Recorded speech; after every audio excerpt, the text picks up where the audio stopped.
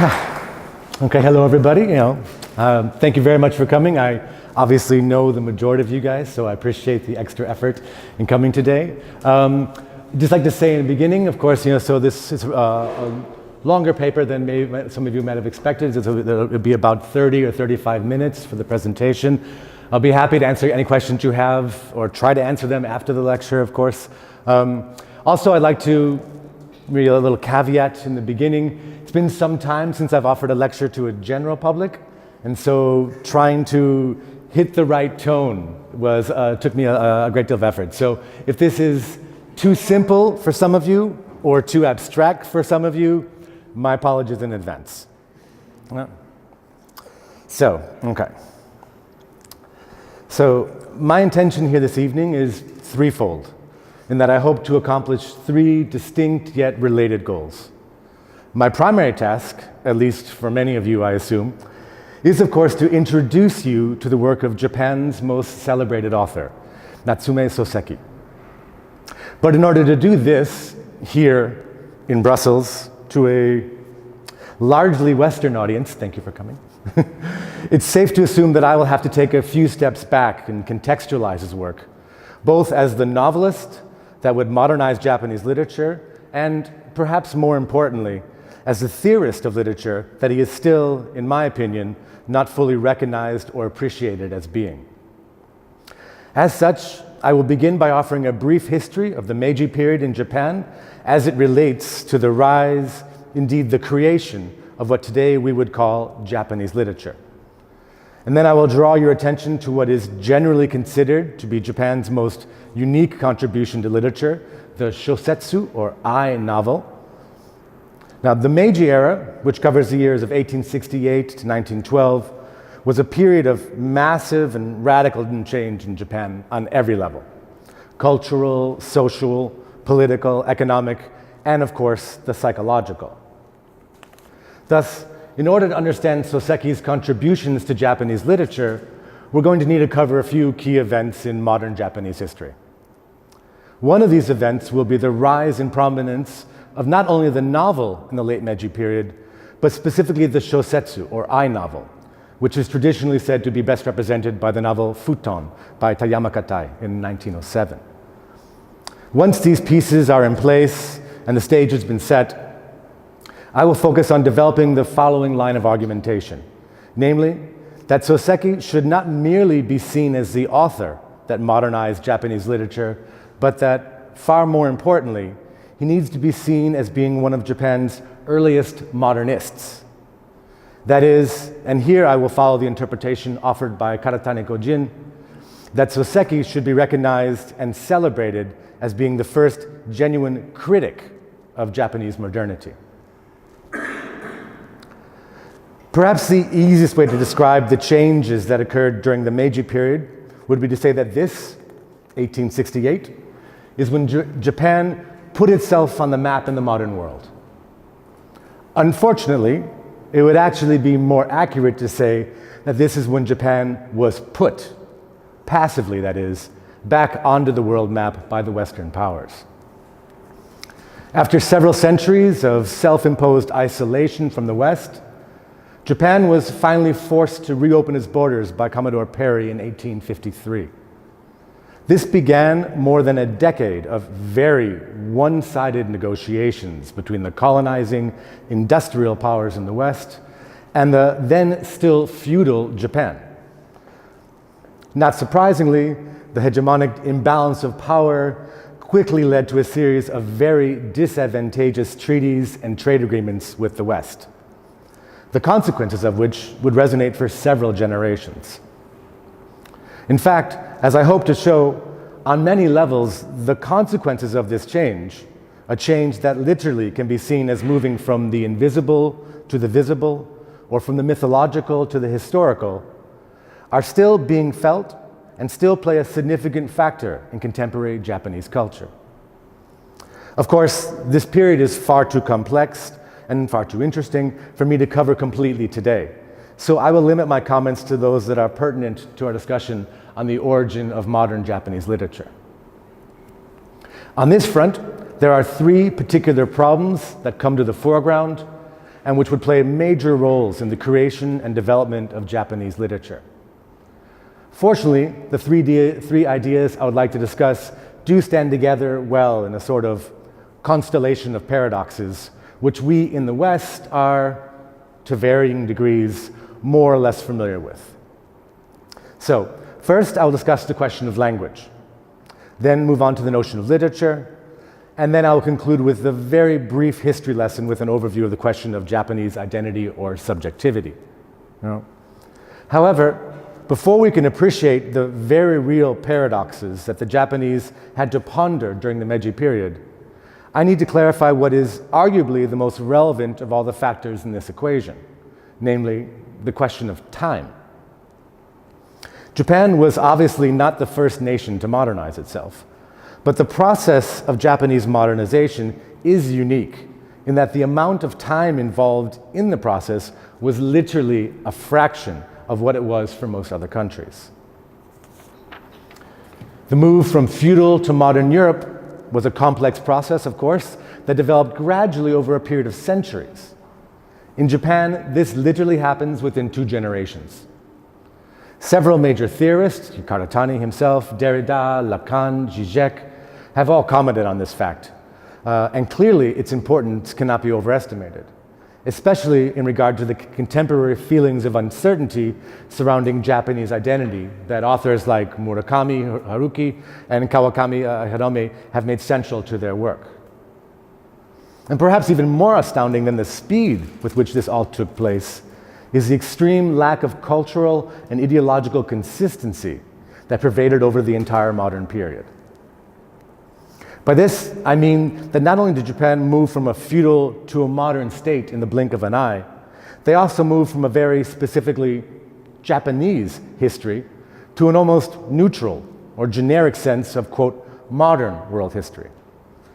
That is, while the European transition was certainly not an entirely smooth and seamless process, the developments in question were contextually consistent and thus understandable. The Reformation, for example, was not the introduction of an entirely new god or religion. It was a critique of a particular system of thought from within that system itself. This is not the case with Japan, which literally moves, or again, was moved, violently in many occasions, from one world to another. Well, the irony, of course, is that one of the major motivations for this cultural revolution, the desire to avoid being colonized, led directly or indirectly to a different form of colonization. Whereas the Japanese were successful in avoiding the more or less hostile physical colonization of their country, by embracing the demand to modernize, they arguably created the possibility for a different form of colonization, that is, on the psychological level. We will see the consequences of this colonization of the mind in greater detail when we look at the rise of the modern Japanese novel. But first, our 3 pillars: language, literature, and identity. Yeah?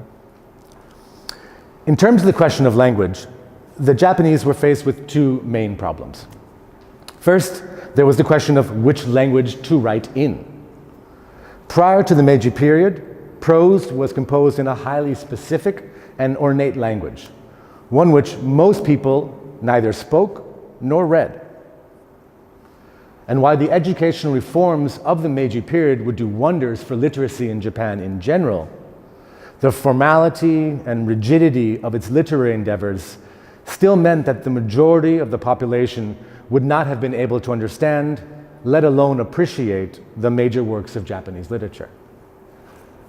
Again, it helps to contextualize this with a European analogy. Dante is generally credited with the turn away from a purely formal voice to a literature written in the vernacular. But this happened 300 to 400 years prior to modernization. So, thus we had a bit more time to get used to this change than did our Japanese counterparts.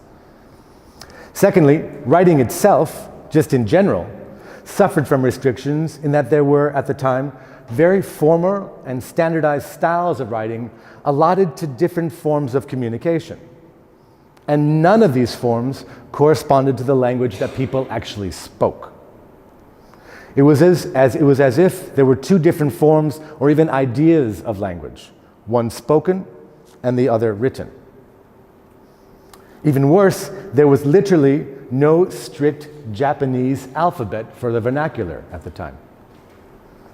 So when the borders were finally open with the Western world, and the Japanese learned of the current European obsession with the novel, their desire to imitate the West, which was the basic premise in the process of modernization, of course, forced upon them profound philosophical and linguistic questions and challenges. These changes, unlike in Europe, also required immediate resolution, not only in general, for example, for the establishment of a national postal system, but specifically in regard to coming to terms with that most unique linguistic aporia, the European novel. So far, I've been speaking about Japanese literature as if it were something that had already existed prior to the late Meiji period. And of course, the Japanese have been writing poetry and drama for centuries, and thus were clearly extremely talented in what we in the West would call vaguely literary endeavors. But what the Japanese of the Meiji period found particularly perplexing was the idea of a concept of literature, specifically as it was presented in the European novel. Of course, the novelty of the novel is self-evident to us even in the name. But again, we can see the differences involved in the development of the genre in the European context.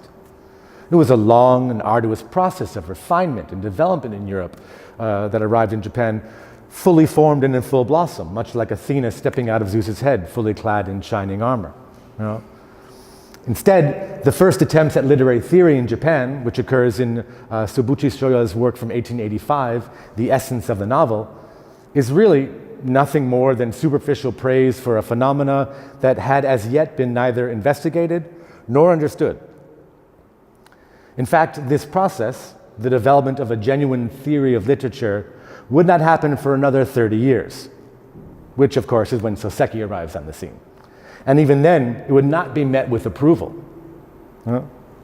So, in terms of catching up with the Europeans, the Japanese language and the absence of a specific and detailed understanding of what literature actually was must be seen as being severe impediments to the creation of a modern sense of Japanese literature. The last of the problems, the question of identity, is actually something that hits closer to home for literary theorists in the West, in that this is also the primary issue in 20th century literary theory. The debates between the structuralists and the post-structuralists, between analytic and continental philosophies, all boil down in the end to the idea of the subject that is being considered. But even here, the differences are greater than they first might appear to be. For the question of the self as a particular individual identity, is a central tenet in Christianity. And thus it can be said to have been present in the European consciousness since at least the early Middle Ages, if not longer. But this emphasis on the individual was not part of the Eastern tradition. And thus the question of the self in its self-expression was an extremely alien and thus complex problem for the Japanese in general and the Japanese writers in particular. And it is precisely this question of the possible self-expression of the writer that was to have such an impact on what would eventually become modern Japanese literature. Here, of course, I'm speaking of the shosetsu, or the I novel, that dominated the modern era in Japan. This is also when Sōseki shows up in our story, and is also the literary context in which he worked for most of his life. So, now that we have a better general understanding of the historical peculiarities of the process of modernizing Japan, we will now turn our attention to the I novel, or shosetsu itself, and the theoretical suppositions that it is based on. This is a necessary step in order to fully grasp the uniqueness and the profundity of Soseki's contributions to modern Japanese literature. As we have just seen, the web of paradoxes at the heart of modern Japanese literature, language, literature, identity, were a direct consequence of the desire on the part of the Japanese to modernize their society as quickly as possible. In the arts, despite their own extensive history, this took the form of radical assimilation of the current trends in Europe, which, since the mid-19th century, had been directed toward the novel. Translations of the novels by Zola and Maupassant, for example, began to spread quickly in Japan at the end of the 19th century. And very soon afterwards, the Japanese writers began to try their own hand at the medium. What they came up with as a response was the I novel. This, in fact, shouldn't come as too much of a surprise, given that language and identity were such central topics of consideration at the time. Indeed, this about face in focus, this turning inward, or this opening onto the space of interiority, are all clearly related to the contrast that these European notions had with their Japanese counterparts. In fact, in many cases, there was not even a Japanese counterpart to be contrasted with. For example, Karatani tells a story of a group of Japanese painters who were trying to learn the style of European landscape painting from an Italian master. On the first day, the Japanese students returned from the fields with their canvases still blank. When the infuriated master asked what the problem was, the Japanese students replied that they could not find a landscape to paint. They had been outside the whole day, and yet, for some reason, they could not see a landscape. Landscapes, it seems, were a matter of perspective, and it was a perspective that the Japanese had apparently not considered. For the Japanese, the artist was always a part of nature, and thus a part of her surroundings. And the practice of distancing oneself from nature in order to see it as an independent landscape was a skill that took the Japanese great effort to even identify, let alone master. We can see many similar situations with literature as well, the I novel, of course, being the most important example. For it is really only after their exposure, and in many cases submission, to the ideals of the European novel that anything like the I novel can be seen in Japan. Although there are certainly subtle nuances that I'll have to discuss, the basic idea behind the I novel is the revelation and articulation of an interior, subjective, and individual voice. Clearly, these are new concepts for the Japanese, and they led to an entirely new style of writing, and furthermore, an entirely new means of perceiving and expressing one's relationship to the world. Suddenly, the individual was the center of everything. As Kumi Masao, one of the leading intellectual figures of the era, describes it, quote, "In the final analysis, the basis of all art lies in the self. It follows that the form that expresses the self directly and frankly, without pretense and disguise, that is to say, the I novel, should become the main path, the basis, and the essence of the art of prose," end quote. These are strong words coming from someone that has only recently encountered the novel. And I hope my very brief history lesson has given you enough background to appreciate how radically impossible and even inconceivable such a stance would have been in Japan prior to the still recent encounter with the West. On a concrete level, the I novel, generally designates an autobiographical narrative in which the author is thought to recount faithfully the details of his or her personal life in the thin guise of fiction.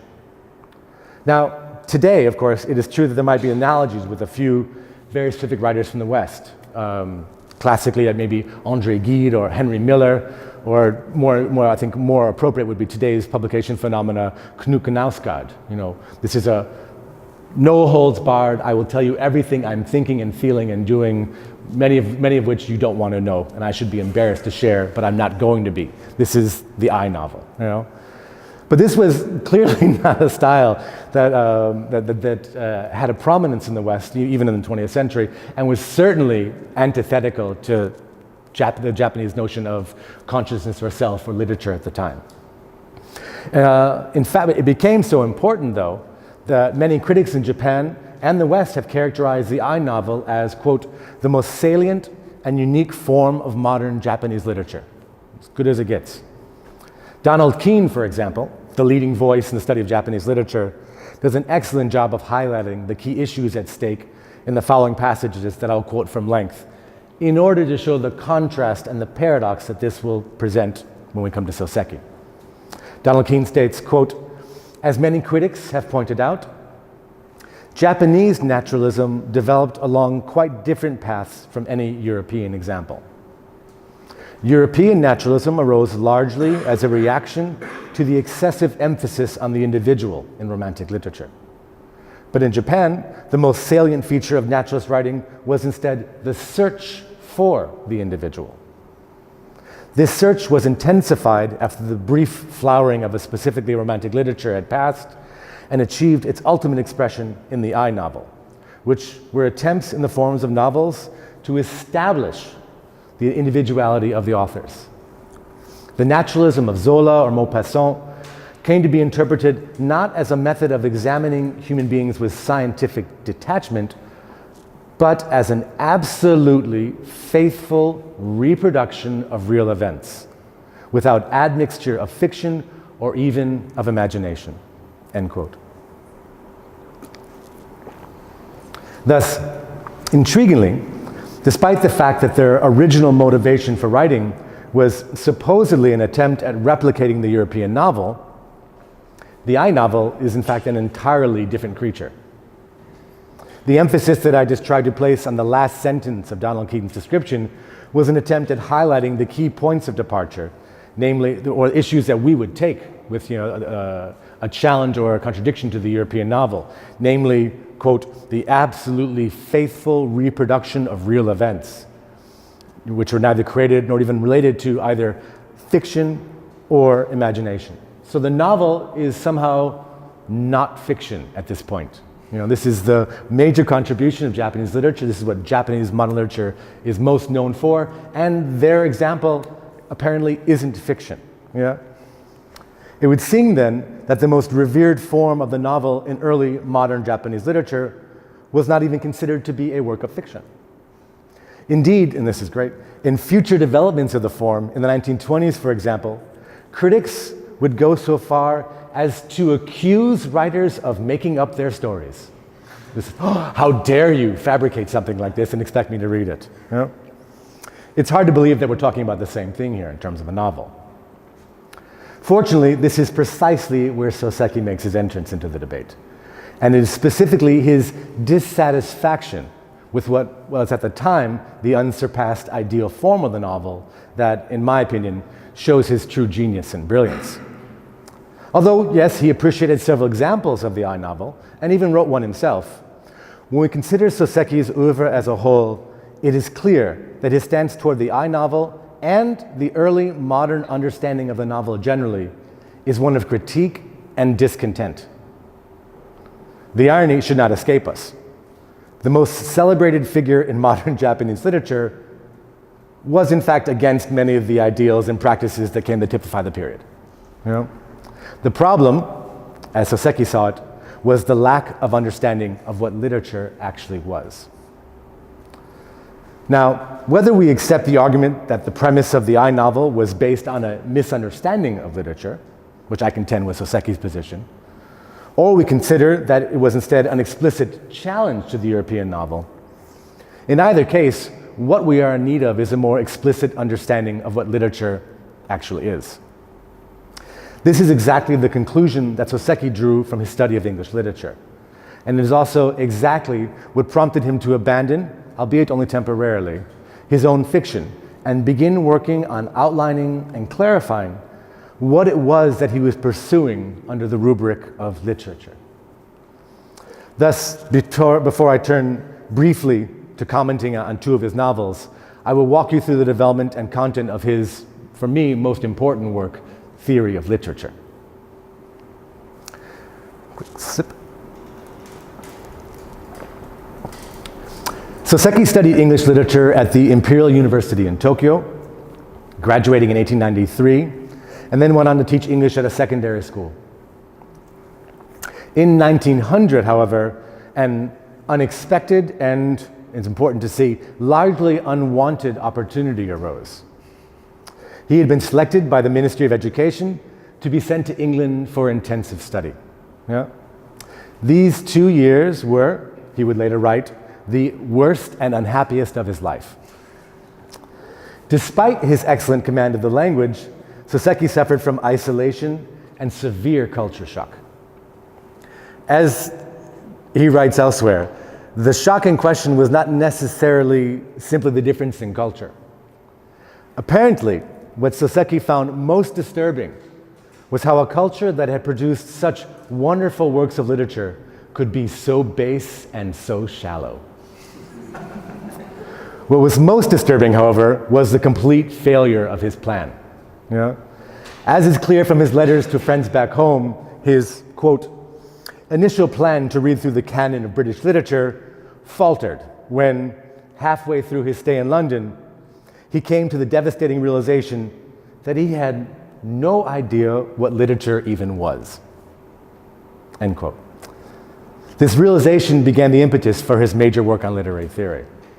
He stopped reading literary texts since, as he writes in the preface to Theory of Literature, quote, to read literary works to try to learn what literature was, I believed at the time, was the same as trying to wash blood with blood, end quote. In their place, he launched into an ambitious survey of the two rising scientific disciplines, psychology and sociology. After returning to Japan in 1903, he took up a position at the Tokyo Imperial University himself and began using his reading notes from England as the basis for a series of lectures that ultimately led to his own full-length study, Theory of Literature. Yeah. We must remember, though, to whom he was lecturing, namely the students of literature that were already active with or on their way to becoming practicing members of the I novel discourse. Thus, it is not entirely surprising that his work more or less fell on deaf ears, and that it would take another 25 years before the Japanese modernists, by now fully absorbed in their readings of Joyce and Proust, would find in Soseki's work the basic tenets of their own philosophy. Yeah? Soseki's theory of literature is an ambitious attempt to produce a scientific theory of world literature, valid for all places and all times.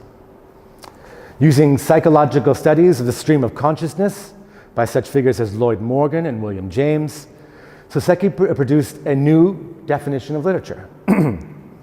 Although his formulation of the theory might sound a bit abstract at first, I'm going to walk you through it. You know, its beauty is to be found in its simplicity. You know? For Soseki, human culture consisted of two broad realms, science and literature. Many of you, hopefully, will remember or notice in this formulation the clear similarity this notion shares with the work of Wilhelm Dilthey and the distinction between the natural sciences and the human sciences, which was so important in the 19th and early 20th century here in Europe. And indeed, Dilthey's work does offer a helpful analogy. But we should also notice the primary difference. Dilthey's work was primarily epistemological, with the difference between the two sciences being the former's emphasis on explanation and the latter's emphasis on understanding, both of which have their basis in epistemology. By contrast, Soseki's division between science and literature is primarily psychological. His area of interest is consciousness, and for Soseki, there is a decided difference between scientific consciousness and literary consciousness. I'll need it for this, okay. He formulated the situation as follows.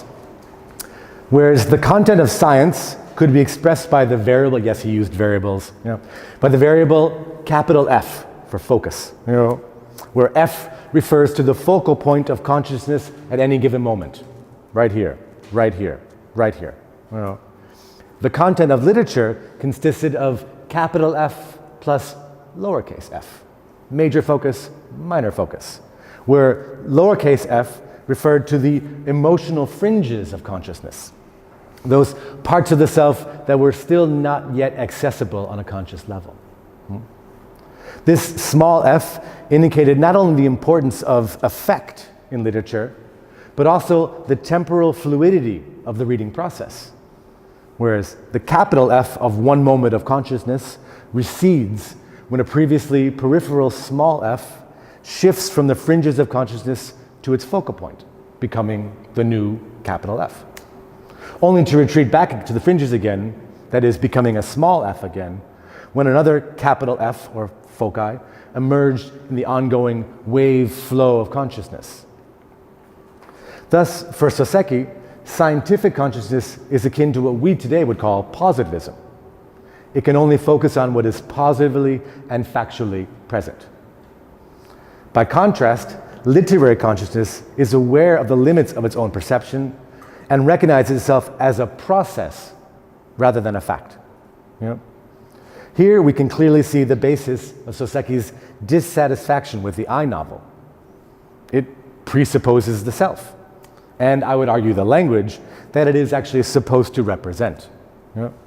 A good 20 years before the Russian formalists would organize their theory of literature around the notion of estrangement, Soseki was already at work identifying the disquieting effects of literature, and consequently, demonstrating why literature is such a unique and essential means for exploring consciousness and questioning the self. There are also additional points where his work seems to anticipate, if not parallel, the ideas of European modernism. You know? In particular, Soseki's use of quantitative language to define literature allowed him to break with the previously dominant discourses of literature, whether these were the rhetorical studies of classical Chinese learning in Japan or the belletristic and social evolutionary modes of Western literary theory. In doing so, Soseki devalued the traditionally dominant role of both morality and aesthetics in literature. He made literature a question. Both have their place, he argued, but neither was decisive in determining literary value, which depended instead on the intensity of feeling that a passage solicited from its reader's consciousness. But this consciousness, when considered from the perspective of literature, is already both more and less than it appears to be, and it is thus absolutely irreducible to any static category. While Soseki's opinions on his own theory of literature varied greatly throughout his writing career, I would argue that there are clear examples of his theoretical work in his own fiction. So to conclude my lecture this evening, I will suggest how we can see Soseki at work in Soseki by outlining the structure of two of his most popular works, I Am a Cat and Kokoro. I Am a Cat, a story told from the perspective of a nameless cat who sits around observing and analyzing the humans he lives amongst, was Soseki's first great literary success. Yes, if you are a cat lover, this is essential reading. But I would argue that it is equally essential when we consider it as an example of Soseki's own theoretical position. This is not so surprising when one learns that he wrote I Am a Cat while preparing the lectures that went on to become theory of literature. As playful and enjoyable as the novel is, we should not look past the obvious fact of its active engagement with the discursive elements of modernization that were at play in early modern Japanese literature. An examination, for example, of the formal properties of I Am a Cat allows us to position the work squarely within one of the key problematics of modernity in Meiji Japan, the creation of a new private subject or individual. I Am a Cat inhabits, which is just fun to say that, but I Am a Cat inhabits the moment when the notion of the self was reshaped by the imperative handed down by above from the government for every individual to become an obedient imperial subject. You know? Attention to its form also allows us to resituate it in its historical context, revealing how it not only challenged the wholesale appropriation of Western literary conventions, but offered a powerful critique of the ways in which the private subject was being reconstituted through these conventions. Additionally, we can also see the formula of capital F plus lowercase f at the work in the use of the cat as the primary focalizer for the novel.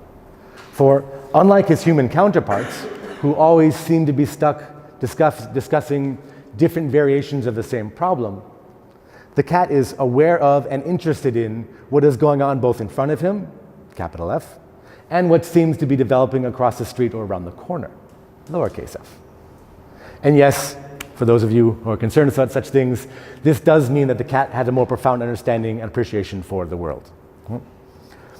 We see this formula again in Kokoro, where the first-person narrator befriends an old man while on vacation and becomes increasingly obsessed with understanding the mysterious sadness and loneliness that surround the old man. The first two parts of the novel do little to explain the mystery of the old man's sorrows. In fact, they raise far more questions than they actually answer. It is only after the old man's suicide that we're able to understand what had been going on right in front of the narrator's eyes without his being able to see it. Again, it is only in the shift from immediate focus F to peripheral focus minor f that the true self of the old man is brought into view. This is clearly a critique of the basic premise of the I novel, and it is this that we need to consider when we think of Sōseki, both as a theorist and as a novelist. In conclusion, as I hope has been made clear, the most celebrated author of modern Japanese literature is a far more complex and penetrating theorist than he has been given credit for. And while he may be heralded as the voice of the Meiji Period and the origin of modern Japanese literature, even this evening's cursory introduction to his work should, I hope, allow you to see the irony in such a label. Since, for Soseki, there could never be such a static point of departure as an origin. Literary consciousness is a consciousness in flux, and Soseki's works help us learn how to keep up with this flux. Thank you very much.